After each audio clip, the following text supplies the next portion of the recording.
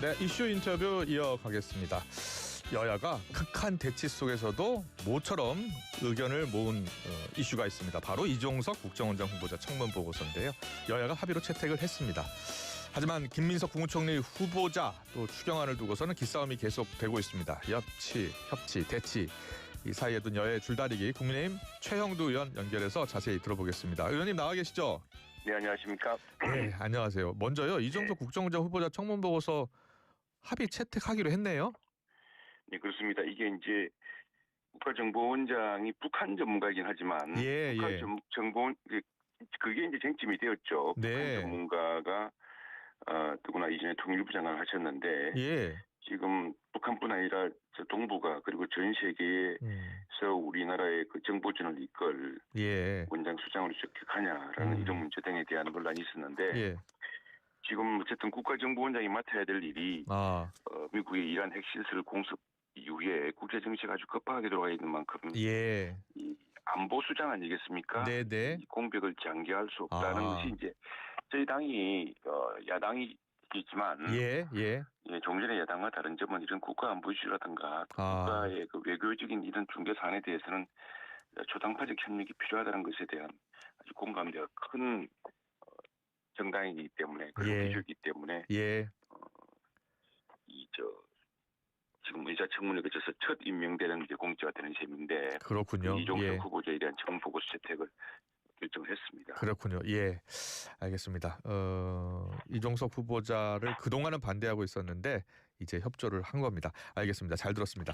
어제 이재명 대통령이 11개 부처 장관 인선을 단행했잖아요. 네네. 전반적으로는 어땠습니까?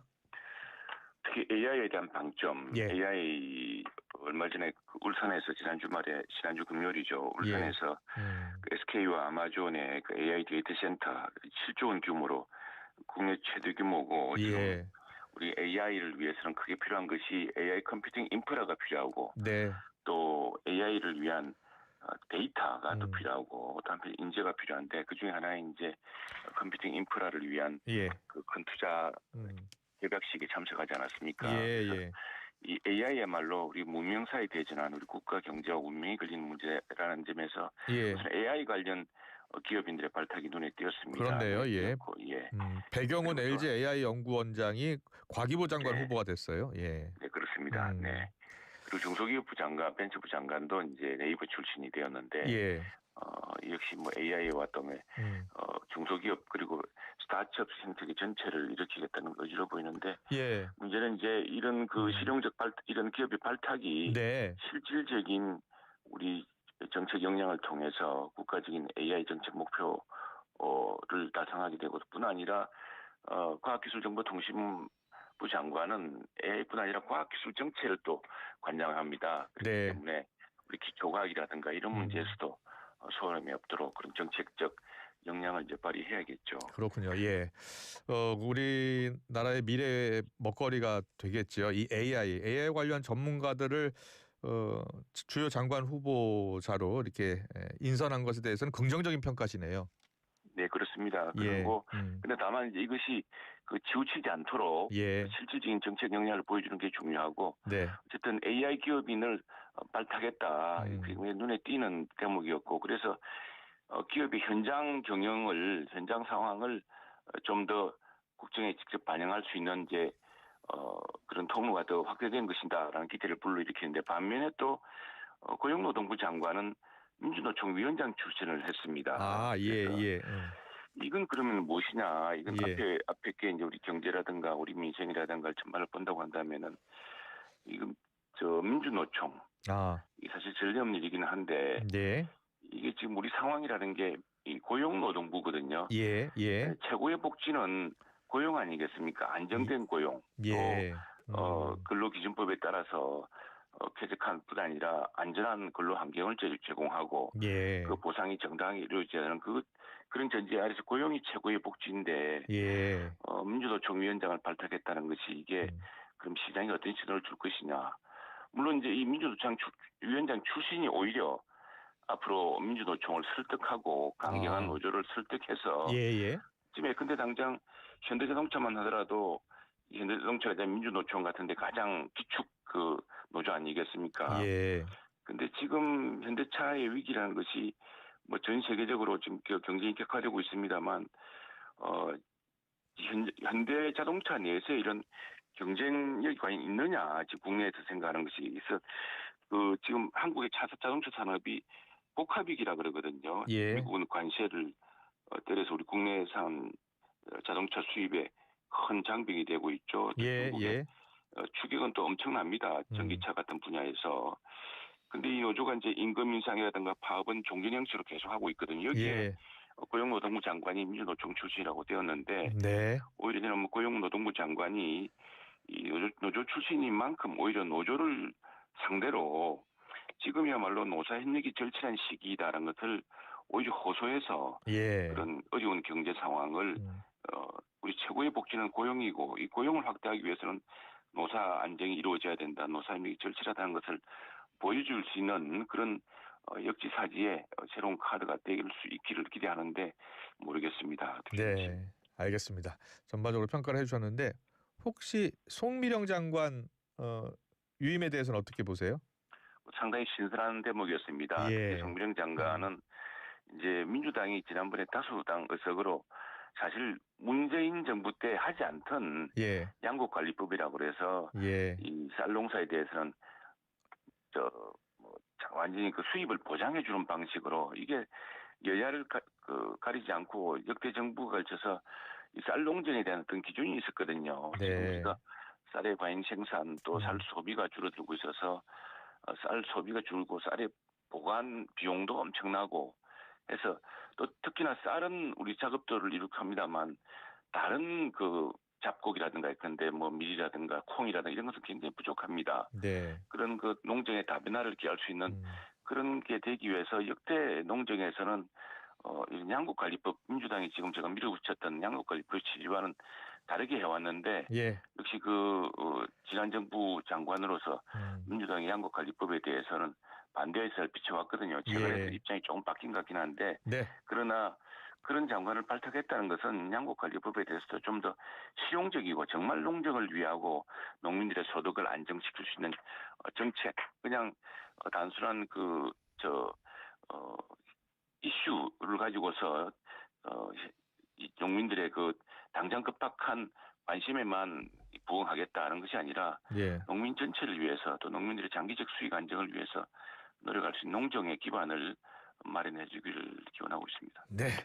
자, 계속해서 오늘 김민석 국무총리 후보자 인사청문회 이야기 해보겠습니다. 지금 국민의힘에서는요, 두 번의 경조사, 두 번의 출판 기념회로 현금 6억 원을 마련한 것 아니냐, 그 부분에 대해서 집중 공세를 하고 있어요. 네, 이게 이제 사실은 우리 당에서도 예상치 않았던 쟁점 아니었겠습니까? 무엇보다도 지금 정부 초기에 그리고 과거 민주당과 달리 우리 당은 대개는 일단 역대 우리 야당이 되었을 때 비교적 인사청문회에 협조적이었습니다. 왜냐하면 우리가 여당이 될 때 일단 국민들의 눈높이에 맞는다고 한다면은 정략적으로 해서 어쨌든 대통령도 이제 새롭게 국민들이 선출했고 하자면은 대통령과 정부가 여야 협치를 통해서 국정의 어려운 상황을 돌파하고자 하는 그런 의지가 있다면은 이 발목 잡기처럼 비치는 것을 하지 않는다는 것이 우리 당의 오랜 방침이었습니다. 우리 당 스스로 너무 그래서 무르다고 할 정도로 그런 문제에서는 어떤 협치의 원칙 같은 걸 강조했는데 지금 이 대목은 국민들이 잘 납득을 못하는 대목이다 보니까 야당의 역할이 한 것이 또 있지 않겠습니까? 그리고 이제 오늘부터 이제 인사청문회 시작되죠. 인사청문회에서 지금 이제 후보자가 하나하나 국민들에게 설득하고 결국 국민들이 납득하느냐가 관건 아니겠습니까?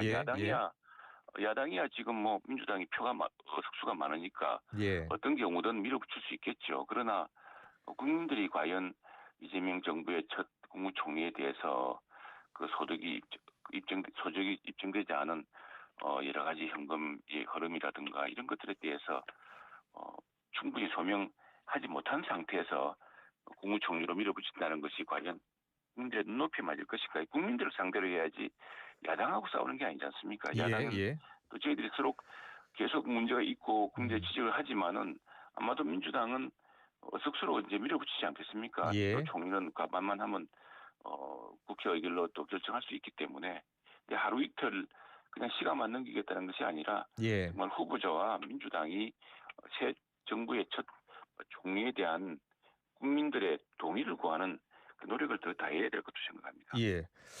그런데 여당에서는요, 그 예. 경조사나 출판 기념회를 통한 수입 같은 경우에는 국민의힘 의원들도 마찬가지 아니냐라고 이야기하고 있어요. 어떻게 생각하세요? 뭐 우선 저 개인적으로 말하자면 저는 한 번도 그런 적이 없습니다. 그래요? 예. 그리고 이건 고쳐져야 될 병폐입니다. 이게 예. 정치 자금을 굉장히 정치 자금 좀 투명하게 돼 있거든요. 예. 그리고 아주 엄격하게 돼 있습니다. 그런데 사실은 이게 뭐 인륜지 대사에 관한 문제이고 해놓으니까 예. 그걸 일일이 선관위가 감시할 수 없지 않느냐 해서 선의에 맡겨놓은 겁니다. 선의에 맡겨놓아서 보니까 예. 이게 약간 정치 자금의 블랙홀 사각지대처럼 되어 있는데 대표적인 것이 이 국회의원들이 지방선거를 앞두고 출판 기념회를 합니다. 과거에는 뭐 엄청났죠. 국회 도서관 같은 데 가보면은 현직 의원들이 이제 출판 기념회를 들썩하게 합니다. 그럼 누가 오겠습니까? 지방선거 출마를 염두에 두고 있는 사람들이 옵니다. 봉투에 얼마가 들어있는지도 모릅니다. 그런 일이 있었는데 그것도 굉장히 엄격해져서 우리 당의 경우는 지난 20대 국회의원 총선에서부터 일체 그 출판 기념회 출판 기념회 과거에 어느 민주당 쪽 중진 의원 한 분이 자기 사무실에서 책을 팔면서 카드로 영수증을 끊어주는 일도 있고 그랬거든요. 그런 것들이 큰 문제가 되면서 저희 당은 출판 기념회라든가 이런 문제에 대해서 좀 엄격하게 하고 있습니다. 그리고 저 개인적으로도 그렇게 지켜왔고 그것이 관행이었다 하더라도 고쳐야 될 관행이고 때문에 이것도 역시 다른 법이 더 엄격한데 그런 어떤 블랙홀, 루프홀이라 그러죠. 점을 두어가지고 몽땅 그쪽으로 불법 정치 자금이 흐르도록 한다면은 정치 자금을 투명하게 했다는 법제의 취지는 무색해지지 않겠습니까? 그래서 그 국민의 눈높이를 맞추기 위해서라도 그걸 변명으로 삼으면 안 되죠. 오히려 앞으로 이런 정치 자금에 대한 것을 좀 더 투명하게 하고 해서 그리고 또 하나는 그 경조사 같은 경우에 그 취지가요. 그러면 그걸 자기들이 바로 그 경조사 비용이라고 밝히고 재산 등록 같은데 그걸 바로 신고를 해야 됩니다. 과연 이게 지켜지느냐? 뒤늦게 이게 현금이 우리 집에 있었는데 그게 경조사 때 것이다, 출판 기념회 때 것이다로 하면은 국민들이 의심하지 않겠습니까? 그런 의심을 받고서 정말 도덕적이고 또 청렴한 그런 국민들이 요구하는 그런 것이거든요. 그런 높이에 스스로 맞추려고 해야지 갑자기 도덕의 기준을 떨어뜨려 버린다는 것은 새롭게 출범한 정부에 대한 국민의 기대를 스스로 떨어뜨린 것 아니겠습니까? 알겠습니다.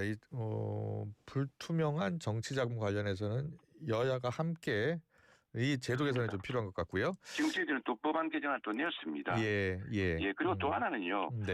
지금 지난 정부 때 우리는 사실은 여야 협치를 위해서 우리 쪽 당 사람은 아니었습니다만 민주당 시절에 그 총리도 지내고 또 민주당의 아주 원로의 어떤 그 원로와 상의하면서 이제 한덕수 총리를 그때 우리가 첫 총리로 국회 후보자로 추천하지 않았습니까? 그때 한덕수 후보자에게 내라고 했던 자료 요구가 1000건이었습니다. 그 1000건을 가지고 뭘 안 했다고 시시콜콜 다 하고 했는데 최선을 다해 내긴 냈습니다만 그런데 지금 우리 새 정부의 총리 후보자는 자료를 안 내고 있습니다. 이 과거에 민주당이 척도 같았으면 용납되지 않을 일이거든요. 그러면은 자료를 내야죠. 그것이 다 소명 가능한 일이라면은. 출입국 기록이라든가 이런 것들도 다 본인이 동의만 하면 되는 건데 본인 동의를 하지 않으니까 그럼 앞으로는 민주당은 다른 장관이라든가 또 다른 정부 때는 이 기준대로 하실 건가요? 그렇지 않지 않습니까? 민주당은 지금까지 이 기준에 대해서 굉장히 엄격했습니다. 스스로가 기준을 낮추고 그 도덕적 검증을 퇴색시키는 일을 해서는 안 되겠죠. 그리고 진작에 이제 이번 기회도 생각해 봐야 되는데 이번에 청문회 끝나고 나면은 도덕성 검증은 좀 사전에 철저하게 서면으로 하고 만약 어떤 서면 기준을 내지 않으면은 그 자체가 검증 기준 탈락으로 봐서 그 청문회에 오를 수 없도록 하는 이런 엄격한 기준을 만들어야 되지 않겠습니까? 이렇게 지금 자료도 안 내고 이걸 가지고 공무원을 벌이다 보니까 온 국민들이 우리나라 고위공직자들 어떻게 보겠습니까? 전부 전부 도덕적으로 문제가 있고 돈의 흐름에 문제가 있는 사람으로 오인하지 않겠습니까? 알겠습니다. 그렇게 해서는 어떻게 우리 정부의 신뢰가 높아질 수 있겠습니까? 예. 앞서 더불어민주당 문진석 수석부대표하고 인터뷰를 했는데 문수석 말은요. 지난번 한덕수 장관 후보자 인사청문 한덕수 총리 후보자 인사청문회 때는 그 고액 수임료를 비롯해서 흠결이 훨씬 많았지만 협조를 했다는 거예요. 그러니까 김민석 후보도 야당이 좀 협조를 해줘야 되는 것 아니냐라는 의견이에요. 우리 이종석 후보자에 협조하지 않았습니까? 이종석 후보자는 예. 물론 이런 큰 다른 도덕성에 대한 함결이 없었지만 예. 그러나 이제 결정적으로 저는 국가정보원이라는 데가 우리 국가의 운명을 지는 정보전을 하는 곳인데 네. 이걸 대북 협상용으로 어떻게 사용한다는 것은 사실은 국가정보원에 가장 집중된 정보가 모여들 것도 북한이고 동북아인데 그런 큰 문제가 있었지만은 그러나 지금 새로운 국가정보원장이 과거에 그런 통일부 장관으로서 남북에 대한 또 그런 어떤 너무 선의에 기반한 국가정보원장으로서 맞지 않은 그런 기준으로 하는 것을 배격하겠다라는 그런 본인의 다짐과 함께 잘해줄 것으로 믿고 하지 않았습니까? 그러니까 김민석 후보자 이야기. 한덕수 후보자의 경우는 수임료가 많다는 것인데 그건 뭐 그 원래 김현장에 가서 총리 출신으로서 또 적법한 수임 절차를 거쳐서 받은 것이고요. 이건 지금 그런 거 없이 어떤 돈이 어떻게 왔는지는 모르는 것 아닙니까? 비교할 대상은 아니라고 생각합니다. 알겠습니다. 전당대회 이야기 좀 해볼까요? 국민의힘 조기 전당대회 열리는 거예요? 지금 우리 당원들이나 우리 당의 이제 뭐 선배들이나 동료들이나 또 제가 일요일 날 마산에서 아침마다 번개시장에 갑니다만 시장에 같은 시장 민심도 정말 왜 이렇게 국민의힘이 지리밀러하고 국민들을 실망시키냐고 또 우리 당원들을 실망시키냐고 질타가 대단합니다. 뭔가 돌파하고 있어야 되는데 우리 지금 원내의 힘으로는 좀 부족한 것 같아요. 그래서 저는 항상 이런 위기 시기에 우리 전당대회라든가 당원들의 선택, 당원들의 투표가 큰 집단적 지성을 지혜를 보여주었다 생각을 합니다. 그래서 조기 전당대회로 어떤 새로운 개혁의 바람을 만들어야겠다고 생각하고 있고 점점 그런 의원들이 늘어나고 있습니다. 그래요. 어떤 능력, 어떤 자질을 갖춘 사람이 당 대표가 돼야 된다고 보세요? 지금 정당의 목적은 뭐겠습니까? 정당의 목적은 정당의 정책과 이념을 실현을 할 수 있는 선거에서 이길 능력 아니겠습니까? 선거에서 이길 능력을 갖춘 인물. 그렇습니다. 지금 우리 당은 이번 선거에서 패배했습니다만 다음 선거에서 이대로 가서는 이기기가 굉장히 힘들다라고 그렇기 때문에 국민들이 실망하고 있거든요. 그래요. 지금 그동안 우리 한국 정치라는 것이 물론 어느 정당이 선거를 잘하고 선거 캠페인 능력이 뛰어나고 정책이 뛰어났을 때였다기보다는 그 여당이 자폭함으로써 어부지리를 얻어서 이제 집권하는 경우가 많고 이번 정부도 그렇죠. 이번 정부도 결국 우리 정부 우리 여당이 사실은 자책점으로 지금 이런 선거가 일어나게 되었고 또 집권하게 되지 않았습니까? 민주당 쪽에서. 그렇다면은 김용태 비대위원장이나 김문수 전 후보, 한동훈 전 대표 등도 출마를 해야 된다고 보세요. 어때요? 그건 당원들의 선택과 본인들의 판단에 따른 것이라고 봅니다. 김문수 후보는 김문수 우리 전 대통령 후보였죠. 대통령 후보는 그 직후에 상당히 사람들의 관심이 많이 모여 있었을 때 내가 거기 왜 들어가느냐 라고 말씀하셨거든요. 그분 다 뜻이 있을 텐데 그런 것들 눈여겨봐야 되고 또 하나 이제 우리 당원들이 좀 걱정하는 것은 그 대선 패배 이후에 새로운 혁신이 필요한 시기인데 다시 대선 경선전 같은 그런 방식으로 이런 위기를 극복할 수 있을 것인가에 대한 걱정들이 있습니다. 그러나 어쨌거나 새로운 정책과 또 당원들의 선택이 있을 것이기 때문에 그 당원들의 새로운 선택을 믿고서 어떤 새로운 분들이 또는 뭐 기존에 지금 의사를 밝히신 분들이 결심을 하실 텐데 지금 공식적으로는 아직까지 출마 선언을 하신다거나 출마 의사를 밝히지 않았기 때문에 그걸 전제로 누가 나와야 된다, 누가 나와서는 안 된다라고 이야기하는 것은 좀 섣부른 것 같습니다. 알겠습니다. 오늘 이슈 인터뷰는 여기까지 듣겠습니다. 창원시 마산 하포구 국민의힘 최영도 의원과 함께했습니다. 잘 들었습니다. 감사합니다. 합성 목재 예스팀바, 산책로, 야외 데크, 울타리, 사이딩, 전원주택 인테리어까지 다양한 형태로 활용이 가능한 친환경 합성 목재 예스팀바. 우수한 품질의 정부 조달 우수 제품, 나무 느낌 그대로. 합성 목재 예스팀바. 경동산업 주식회사. 고철건의 새로운 패러다임. 고래장터. 착 찍어서 쓱 올리면 실시간 경매로 가격이 쑥쑥. 고철거래 플랫폼 고래장